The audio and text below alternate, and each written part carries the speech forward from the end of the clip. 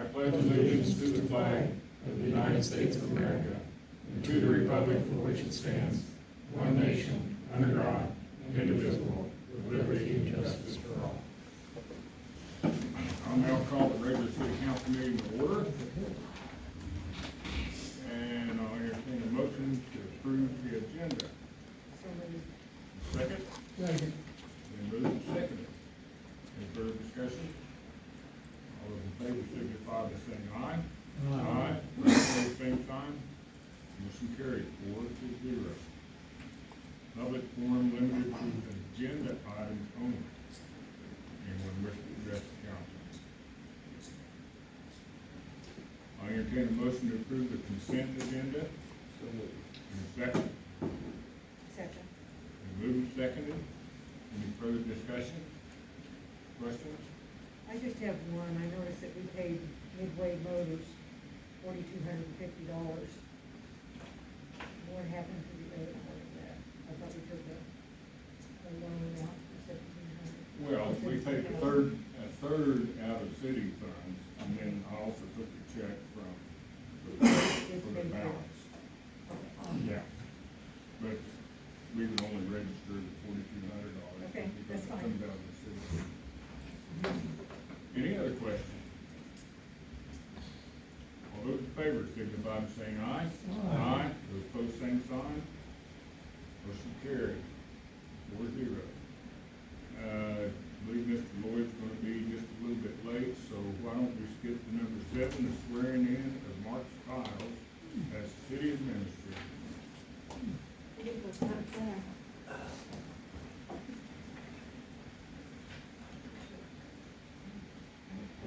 Can we take a picture? Nobody would take a picture.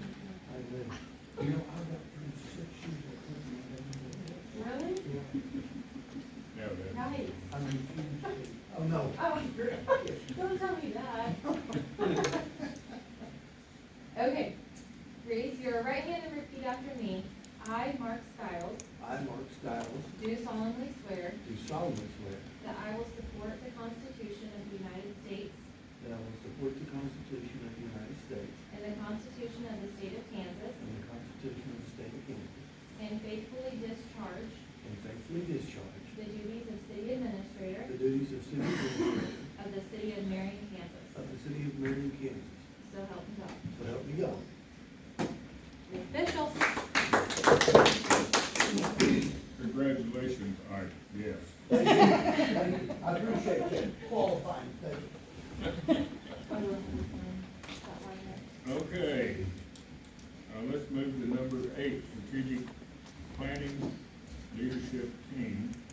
We have 5 individuals that I'm recommending for approval as an appointment to that team. Do you want to do them, does the council desire to do them one at a time or all of them at once? Okay, Jerry? Give me the name. Okay, you want the name before we decide to do them one at a time? It's Jeremiah Lang, Kelsey Metro, Ryan Edmonton, Randy Collett, and Bruce Kyle. You do them all at once? I move to appoint to the strategic planning leadership team Jeremiah Lang, Kelsey Metro, Ryan Edmonton, Randy Collett, and Bruce Kyle. Do I have a second? Second.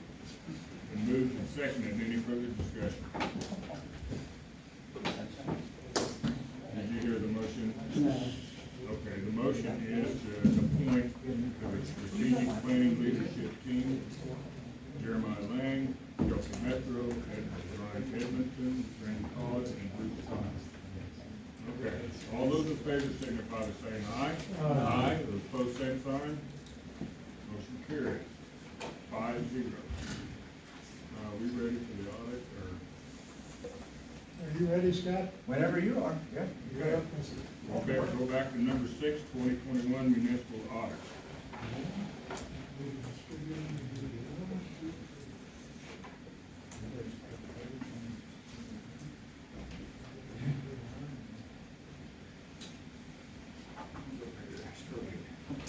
Well, Mark, how are you? Hey, how you doing? Good, thank you There you go. much.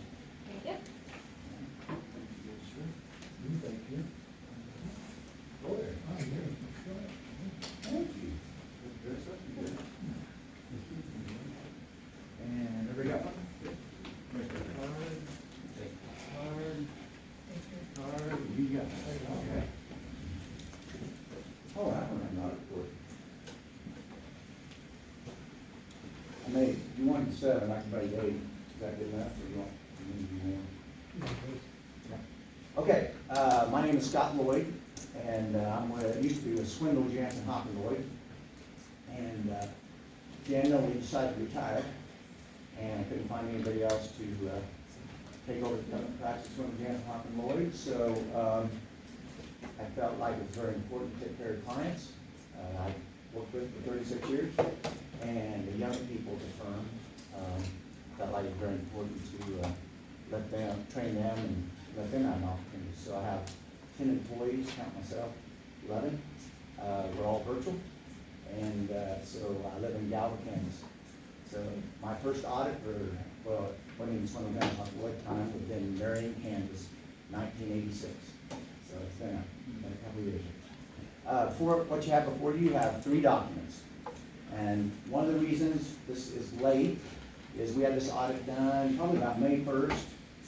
And with all the federal funds that have been flowing around the United States, they gave an opportunity for a city or a government to waive a single audit if the reason they were getting a single audit being 750,000 expenditures or more, the reason they were getting a single audit was because of ARPA, or the federal money, okay?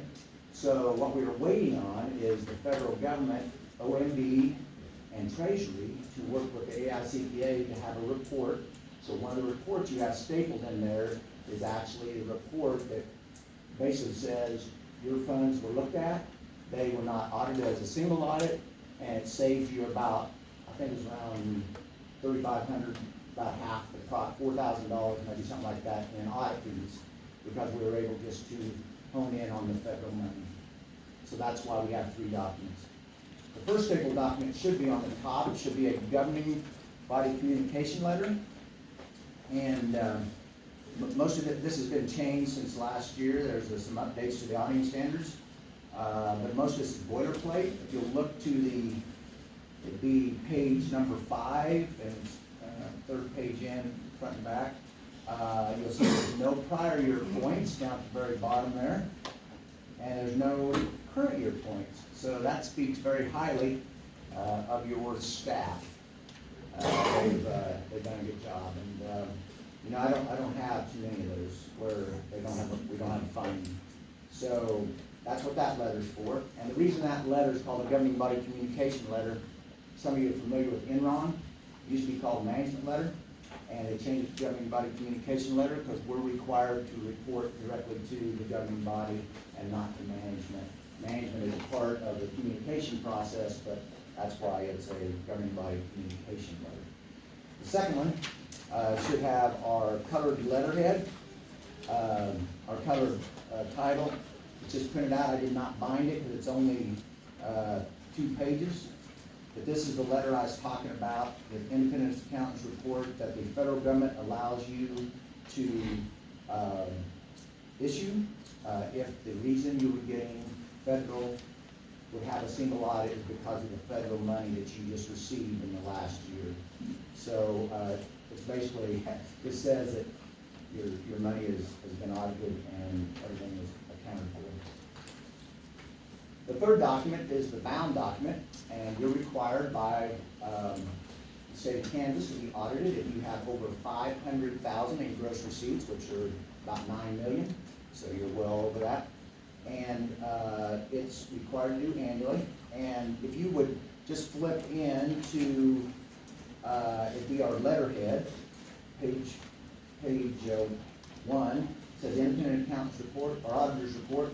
I'll share a couple things with you because this also changed since last year. You get, your financial statements are presented under what's called Kansas Municipal Audit and Accounting Guide, KMAG. And that is a waiver, if you worked in accounting, it's a waiver of generally accepted accounting principles. And almost probably 90% of the governments in Kansas get a waiver and have KMAG. It's more of a, I would call it, used to be called a budgetary basis, but that's the way it would be presented, more like your budget. So what they did in the changing this opinion is they actually put the opinion right up front. So what you have up front there is it says, we are not auditing, or we're not presenting under GAAP, but we are presenting under regulatory basis. So if you look at the third paragraph down, it says unmodified opinion, and it says that in all material respects, the cash, unencumbered cash, receipts and expenditures are fairly stated. The one thing that I like to bring out to the governing body, if you look at the next page, it says, top of the page says responsibilities of management for the financial statement.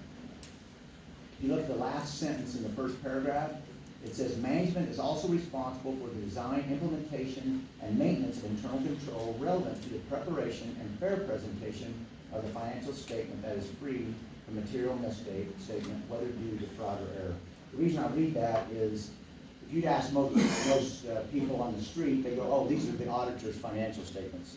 But they're not. They're actually your financial statements, even though we put them together and you all assist us. And so what we do is then we actually give the financial statements once we're done, have you all look them over, and we have to make a judgment call that you have the skill, knowledge, and experience to be able to look at those financial statements and make sure, like it says, that they're not materially misstated. So that's why I read that sentence, just to make sure that you guys go through it and check it off, give us send it back, and we're good on that. The next page I'd like to briefly talk about is page 4. This is the only statement in KMAG. It's statement 1. And it literally is like, the top half of it is like what would be on your computer. It'd be the summary of each fund, receipts, expenditures, unencumbered cash, encumbrances. And then right below that would be petty cash and checking accounts. So what you're doing here on the very right-hand column is you're balancing your books to the bank accounts. One thing I like to point out here, and I'm not going to get too much in the weeds here, this is something I always look at when I give every audit report. You look at the total expenditures of $9,076,000, and you divide that by 12. Now this is an old school way of looking at things, okay? When my dad raised me, we didn't have credit cards, so you had to make sure you had enough money set aside to make sure that you were, if the water heater, the air conditioner went out, you had money to pay for it. Well, I've been doing this for almost 40 years, and I actually have applied this principle to governments. So like if you look at a government, because you can't borrow, except for general obligation bonds, lease purchases, or no-fund warrants, which you don't want no-fund warrants. And there's really not any way to do what's called a line of credit, like you would in a business. So it's good to have substantial cash carryovers to be able to fund until the taxes come around each year. So if you divide that, it's about $726,000. And if you took and looked at 1.7 million, what kind of a rule of thumb is that I've thrown out is 3 to 6 months. So it used to be saying, you need to put an emergency fund together for your personal, 3 to 6 months. Well, 3 to 6 months here would be, you're just a little bit under 3 months. And I just bring it, there's nothing wrong with that. Some people like to run lean, and some people like to run Galvin where I live. I was just presenting or working on their budget last week. They've only got 36 months of cash sitting around. See, that's probably a little excessive, because what's happening there? There's no reason to, in that case, almost there's no reason to levy, because you've got almost too much cash. But they're very conservative. Mr. Ford died about 2 years ago. He's been the mayor for 43 years. And he watched over the city and made sure there was always cash. So you look at each city, you'll see differences. But you're about at 3 months, roughly. And that's good. And you guys do a great job of managing your city. Next few pages are what's called the notes to the financial statements. You look on page 6, there was no statutory compliance or any kind of violations, whether it was cash, cash budget or any other, so that's a good thing. On page 8 is your debt schedule, and you're probably working on your budget or got your budget done, and you're already studied that pretty well probably. And then if you look back to page 12, this would be starting with the schedules, and schedule 1 is your actual budget schedule. And if you look on the very right-hand column and there were no brackets, that would mean that there are, if there's no bracket, if the brackets are removed, that would mean you have a violation of budget, and there's, all of them have brackets, so you're good there. That's in total. And then, starting on page 13, is the general fund.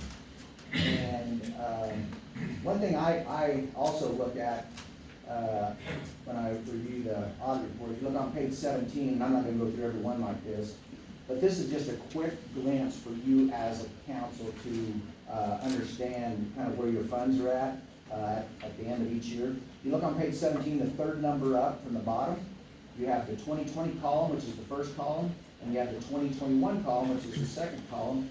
And that third line up is the difference between receipts and expenditures. So what that is you have a positive number there, so that means you receipted more than you expended. So that's a good thing. If you start spending more like the federal government than what you're receiving, what ends up happening? You have problems, don't you? So if you look at that and you look at each one, the only other one that you might keep a glance at is utilities. That'd be on page 26. Because utility funds here at Marion, and that would have been many years ago where they combined all of them together. That's probably for David, I would guess. Is that for you? Yeah.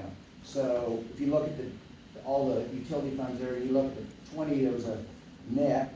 Now, one thing that you have to look at when you look at the utility funds, if you look up to the operating transfers, see some of these transfers are going into capital improvement, they're going into equipment reserve, so it's not like you're overspending that, you're actually transferring it into another fund and you're saving it for, whether you want to purchase capital improvements or equipment. I really don't have anything else unless you have questions of me. I don't. Anyone else?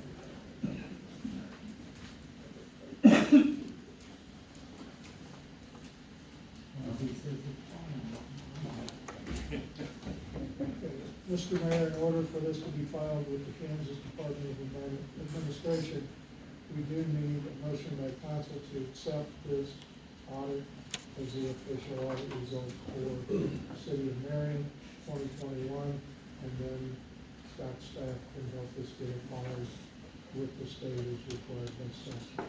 Okay, also moved. Second. Been moved and seconded. Any further discussion? Question? All those in favor signify by saying aye. Aye. Those opposed, same sign. Motion carries 5-0. Thank you, Scott. I'd like to say thank you for the opportunity to serve you. My wife and I, when we made this transfer over to Lloyd Group, you have a locked-in price for 5 years.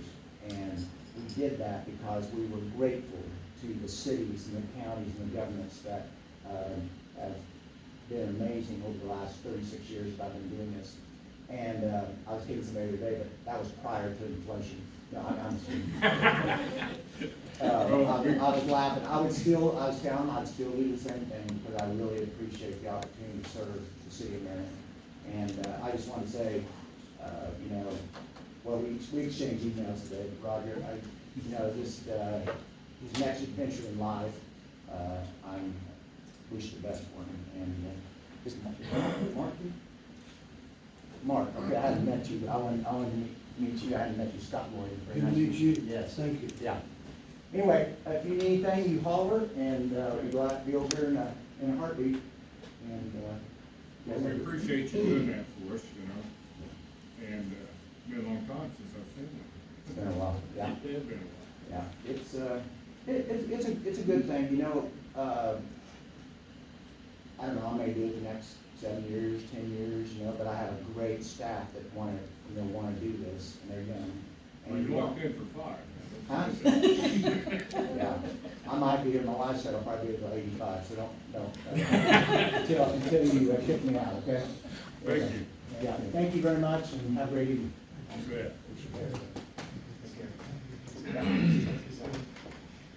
Number 9, capital improvement plan. In previous city council, we had discussed, sale of bonds that would be repaid by the dedicated 346 sales tax that we have. In order for a project to be considered to be utilized for that bond money, it must be on the capital improvement plan. Capital improvement plans consist of things different than just straight sewer, water, could be some equipment. This money will only be able to be used for, projects, and I believe at this time it's streets is what is what we're looking at.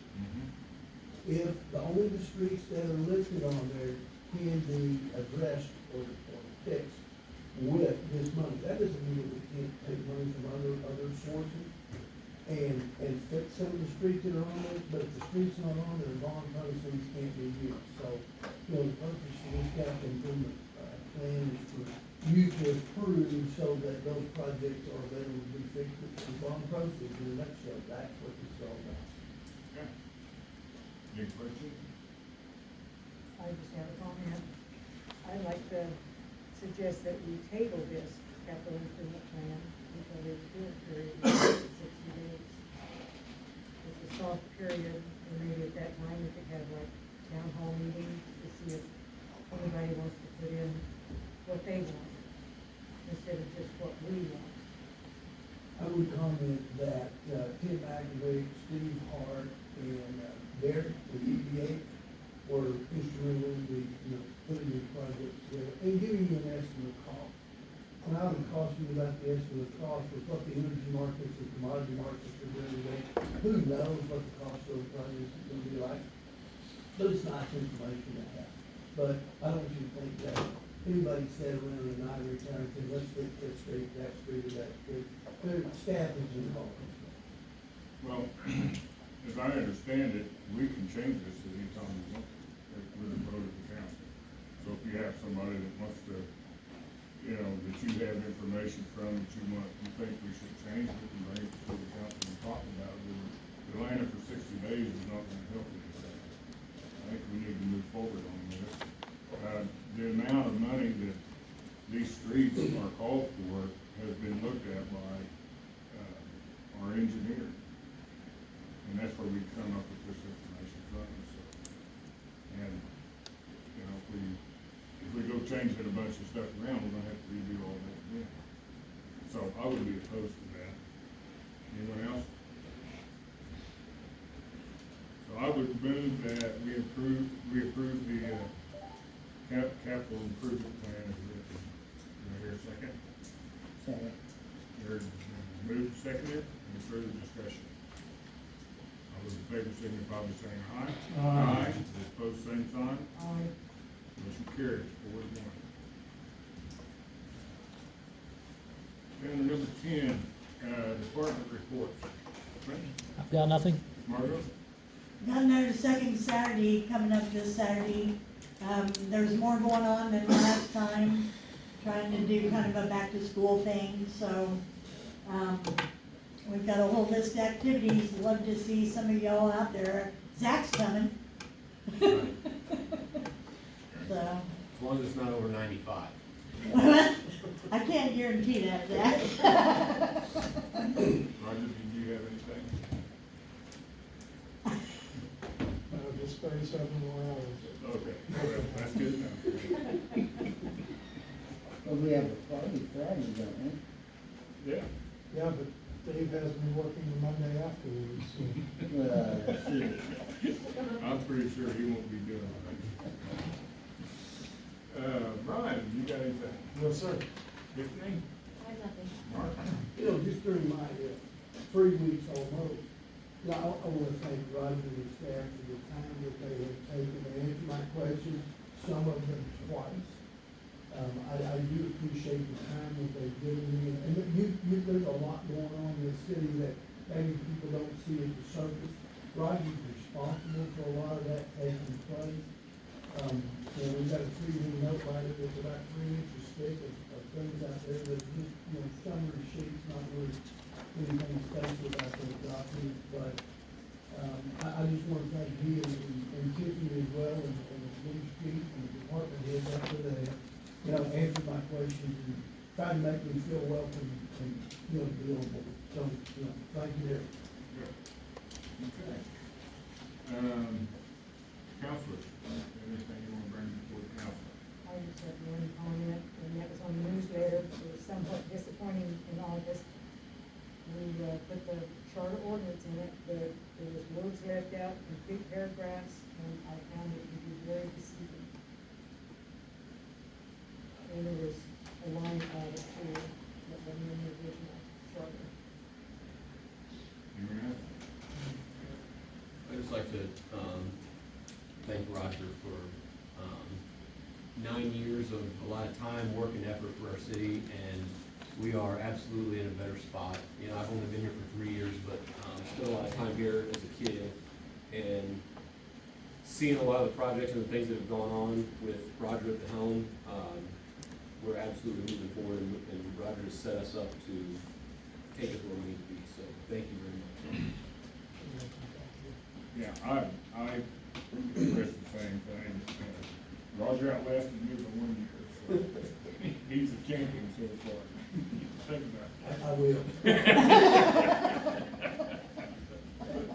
But, you know what, we've had a clean audit for what, 5 years now in a row? 4 years in a row. That's almost unheard of for a city. And you can thank Roger for that and Tiffany for that. I can't express enough how much Roger has brought to this city in the way of grants. What are we looking at, $12 million probably, I think? That's total projects. Yeah, total projects, but through the COVID period, gosh, he did so much, for our businesses, for our public, and, I thank you for that. You will be missed. And I may call you, don't change your phone numbers. I may not be in the state, but I'll take your call. Anyone else? Okay. Public forum, if anybody wishes to speak to the council during the public forum. There being none, I'll entertain a motion to adjourn. I move to adjourn the meeting. I'll second. On the public forum, I would like to introduce you to Deb. Career. Yes, she's our new reporter at the Berrien County Record, and I'll let her tell you a little about herself. Hello, so I've been a journalist for 26 years. I worked 16 years at the Wichita Eagle as an open records and investigative specialist. Left the paper in 2015. I covered a lot of really bad stuff when I was there, the BTK, quadruple homicides,